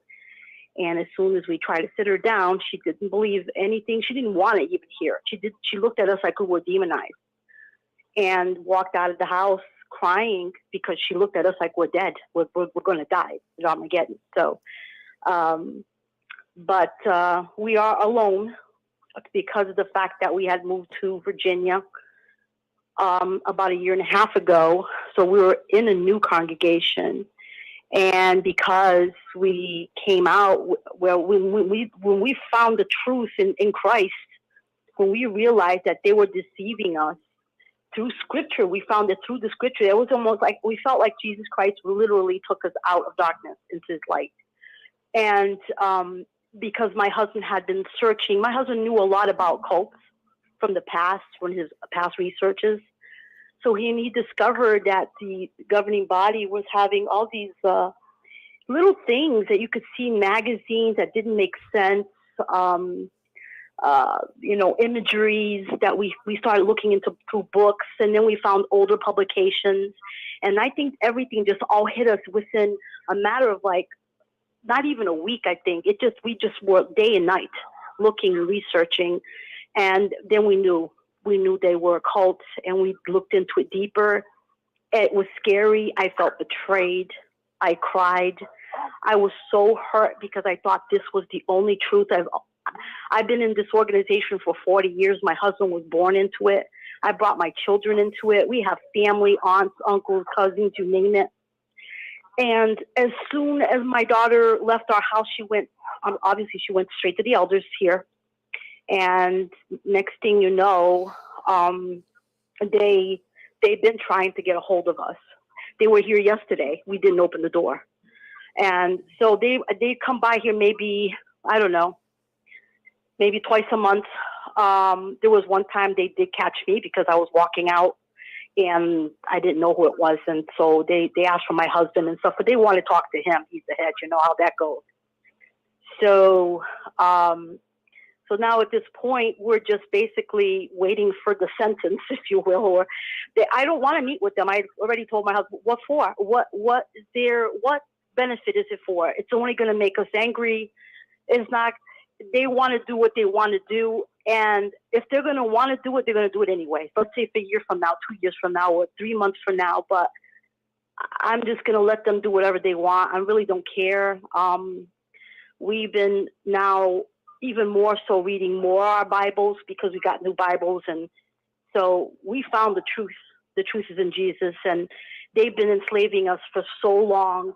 And we have pity for those that are out there. But how can we change them? We can't. I've watched so many YouTube videos and you see so many people trying to give them the message that they're in the cult, but they use reasoning in Bible, scriptures.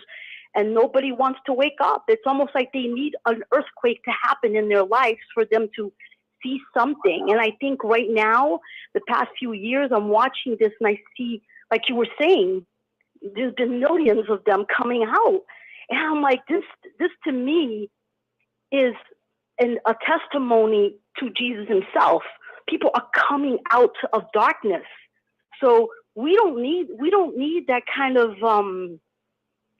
I don't know what to say. It's horrible. I went from crying to feeling betrayed to angry because they took away my childhood. They took away, I couldn't do any of the things that children did. I couldn't being a teenager. I didn't, no parties for like your sweet 16 party. No, proms, no nothing, gone.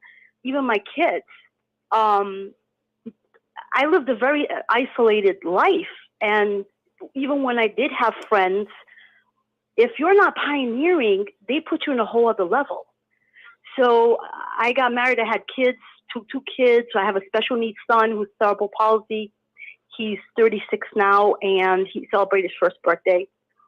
And then after that, I told my husband, I says, it's not like we're going to go out and celebrate everything because I'm still going to be careful about things. I want, make my Lord unhappy about anything, but definitely we want to expose, yes, because what you're doing there, you're doing the right thing. And I know you've been in this for years. I've been watching, me and my husband watch the 6 screens now for how long, honey? About 2 months or so. And so we was watching it and watching people come out and all the things, like you had Elaine one time there too. She's another one that's an outstanding person. Love listening to her, how she teaches. She's remarkable. And I have to give everybody a high five, those who do come out, because one of the reasons I came out and I decided I don't care what happens, because I'm not going to let them enslave me even when I'm out, because that's the thing. If they have you trapped with this PIMO thing, I can't do it. I felt like, why should we be in the cults? I think that is where Jesus comes in and says, if you are worthy, if you whoever puts family first, and it's not like, hey, it's my opinion, everybody's going to have their own thing. But to me, it's like Jesus saying, stick up for me, then I will look at you as worthy, I don't know. I felt like, what, if their hearts, if they have a good heart, they'll come out eventually. I mean, we're watching so many people coming out, and we're praying for them. I really do. I pray for them all, not just my family. I can't be selfish. I pray for them all. I pray for the PIMOs. I pray for everyone that is stuck in this organization that's so abusive and took advantage of every single person out there. So that's my story. It's cut and short because I could tell you a whole lot more. But like I said, we just came out about 4 months ago. I had put some, I think I did put some comments on a couple of your shows. Anyways, we're in Virginia, so it's kind of hard because there's no one out here. No one. We don't know anybody. It's a new congregation that we had started attending. We're in Zoom. And then now we're not attending, obviously. We left, so we literally got shunned by everybody. And we're not even DF'd yet. We have not disfellowshipped us. Like I said, they're still trying to talk to us, but they do not, both sides of the family don't text, nothing. Well, you made our night here tonight, sister. Can we give you a name? I mean, you don't have to give your real name, but what can we call you? No, my name is Vanda Medeiros. I'm from Brazil, so I have a different name. So your name is Rhonda, did you say? Yep. Well, Rhonda, we're so glad you called in here tonight. And it really made my night. It really, really did, because it's showing me there's so many people leaving right now, Rhonda. It really is wonderful to see that. It's like a mass exodus, and people are getting up and packing their bags. We're so glad to see this organization going down, but don't let these guys scare you one bit. They have no control over you. And even your relatives right now. I don't want them. Yeah, and even your relatives right now, Rhonda, that are shunning you, you just give them time. You watch. We're going to get so many people, our relatives, our friends. They're gonna be going to the Kingdom Halls and seeing nobody's there anymore. Well, what happened? Yep. And then they're going to say, wow, I got it. So, well, we're so glad, Rhonda, you spoke up here tonight. Thank you very much. Thank you. And I'll be calling again some other time, but you have a great evening, and thank you for your show. Well, thank you, Rhonda. You made our night, seriously. And say hello to your husband, too. We appreciate his working with you with this. Thank you. All right. Well, thank you. Oh, there you go. There's Rhonda, right? I mean, look at friends. This is what goes on here at the 6 screens. People are calling in. It's amazing. In real time, you can hear these people. They are leaving the Watchtower. Isn't that wonderful? Well, you're with us. Who'd like to say something? You're on with us. We got about, let's see, we got about 5 or 10 minutes left. Who'd like to say something? You're on with us. Go ahead. Hey, Rick. Yeah. Rick. Hey, Rick. Okay, we got 3 or 4 people, so let's just go ahead. One guy go, and we'll see what happens. Go ahead. Rick, it's Dick. Oh, it's Dick. Oh, Dick, how you doing? A voice. There you go. I'm doing fine. Good. I'm doing fine. You won't need a voice changer for me. All right. Dick Borgie from Auburn, California. Anyway, my comment is this. When you were talking about Mark Palo, I met him in the later 70s. And I've never met a more talented person. There wasn't anything that he could not do. He was good in electronics. He wrote great poetry. He was a great athlete, a handsome guy. And the Watchtower absolutely ruined his life. And he was raped at Bethel. And when he first told me, I didn't believe him. But that poor guy suffered with alcoholism for a lot of years. He beat it for a while, and then he succumbed to it. But his life was cut short and was made miserable because he was in the vicinity of the Watchtower. Just in the vicinity, he got raped there. It's just another life that was destroyed. And the brother that came on about his congregation was wonderful, and they had a lot of sports and did a lot of things. That is the exception to the rule. My congregation that I was in, we had a brother that was an elder. He was really good at basketball, and they played basketball on Saturday nights. And then when he left, I started playing basketball with the brothers, and they said, Brother Boogie, listen, you're a ministerial servant. You should be leading them in field service and not in basketball. If you keep on playing basketball on Saturday afternoons when they should be out in service, we're going to delete you as a ministerial servant. But I just wanted to sum it all up. Mark Pill was a great guy, and his life was ruined, and the Watchtower has ruined many, many lives. Thanks, Rick. Well, thank you, Dick, for saying that. I mean, Mark was a good guy. In fact, even when I was putting that clip together for a program tonight, it kind of brought little tears to my eyes. We all love Mark. I wish he was still with us. He was a good guy. Thank you, Dick. Well, I mean, goodness gracious, we're still rocking. Go ahead. Yeah. Is this Thomas? Yeah, this is Thomas Hart from Lawrence, Kansas. Hey, Rick, the other day I just noticed you put up something that really caught my attention. I don't know if you touched on it, I didn't notice, but it was this situation where this young lady, I think she was 13 if I recall, she was just singing a Christmas song near the Jehovah's Witnesses. Lo and behold, these Jehovah's Witnesses turned into police. It was horrible. And they called it religious hatred. I just thought that was a shocking story. Do you remember that one? Yeah. Well, every story I read about the Watchtower lately is shocking, Thomas. You know? Jeez. Right. I just thought that was horrible. Anybody has a right to sing a Christmas song, and they just couldn't handle it. Well, they had to call the police on it. I thought that was terrible. That probably kind of gave her a little bit of a trauma. Just probably was in shock. I guess her dad was pretty upset. Oh, yeah. Well, that's what happens. I mean, you know, the Watchtower gets ticked off a lot, and sometimes they're, barking up the wrong tree because they didn't get much traction with that one, Yeah, that's exactly right. Good man. Thank you, Thomas. Well, let's see what's going on. We got Barbara Anderson coming up next. Friends, I have to tell you, we have been really doing a lot of changes here at the Six Screens. We got a lot of new programs coming up. We've got some new Sunday programs coming up. But I just figured I'd take a couple of minutes here before we bring Barbara Anderson on. We're glad you're listening into the Six Screens, and we're trying to improve our network. And we are getting more and more people calling in. Now, if you like what you hear on Facebook, on YouTube, if you're on Facebook, share it. If you're on YouTube, like us and comment and let us know that subscribe to us. And that way there, more and more witnesses will be able to hear this.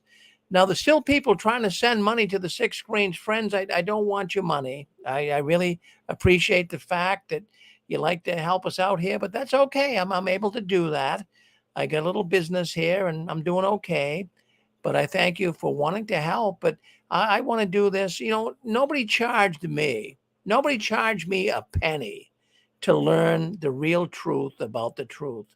So, I want to do that for you. And if the thing you can do for me is subscribe to our channel and share us on Facebook and like us.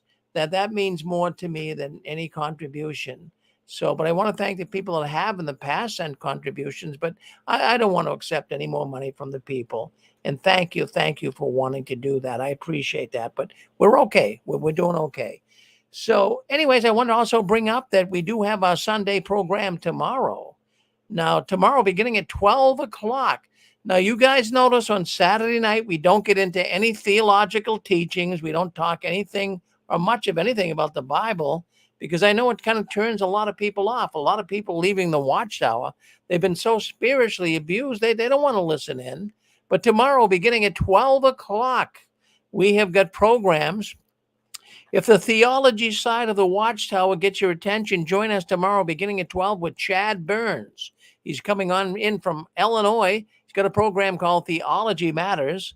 And then at 1 o'clock, we have Knowing God. We have two Christian apologists that, they bring up thoughts from the Watchtower and how their teachings are in error. And they'll be on with us tomorrow, Jody Bishop and Scott Walton. And then at 2 o'clock, we have a program called Ex-Jehovah's Witnesses Give Their Christian Testimony.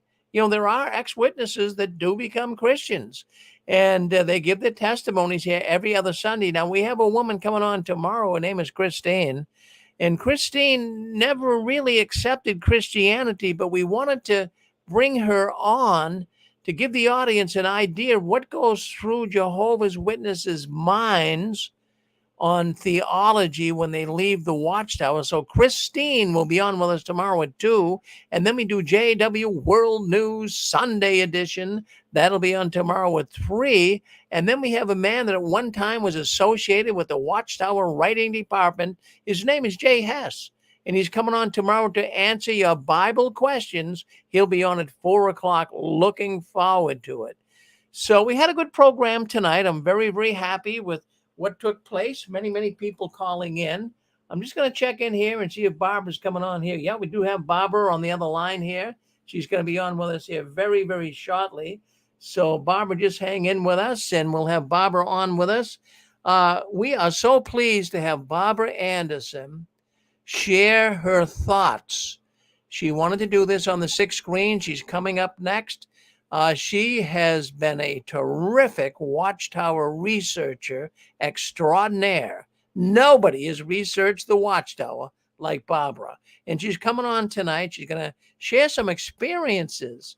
And she's going to be answering your questions too, but she's going to share some experiences on when she was a young woman, a young girl, and how she connected with the Jehovah's Witnesses. She's coming on here next, right here on the 6 screens. Well, everyone, I want to thank you very much for coming in and being with us. We really appreciate your presence. It was a great night. We had a lot of participation, lots of people coming in, and it really is meaningful. It really, really is. It's so good to see so many people leaving the Watchtower. And, we all been working hard, all of you guys out there, all of us together. It's one big team. We're all working together to bring this organization down, and we're getting points on the scoreboard. So don't you guys ever give in. Don't you ever give up or out. Keep standing tall, waving that flag of victory. And the last one, leaving the Watchtower, please turn off the new light. Stay with us. Barbara Anderson's next. Don't go anywhere. We'll be right back. Thank you.